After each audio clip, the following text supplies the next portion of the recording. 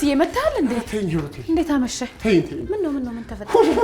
ምን ሆነክ ነው? ምን አለ ብትተይኝ ሂሩቴ። ምን ሆነክ ነው በስዬ? ብትተይ ምን ትሆኛለሽ አንቺ? ትጎጃለሽ? እሺ ትቻል። አንዱ እኮ ነው ታክሲ ላይ ነጀሰኝ።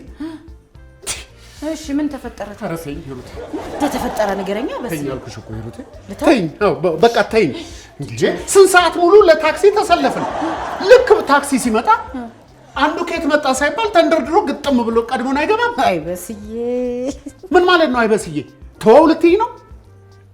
ተወው ልትይ ነው? እኔ እኮ ሰው ምንድነው ለመብቱ እንደዚህ የሚያሽኮረምመው?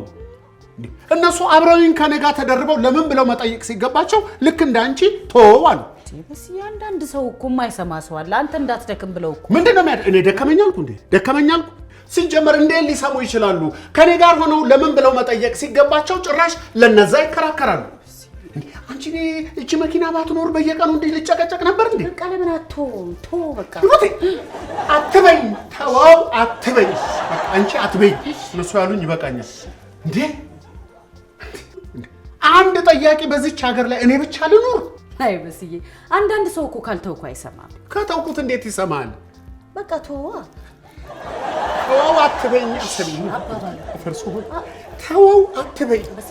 የራሱ ጉዳይ በቃ አትበይ። እነሱ እስከታግብ ብለው ነው እንዴ? አንተ የማይመለሱ ጥያቄዎች እየጠየቅ ለምን ራስህን ታደክማለህ?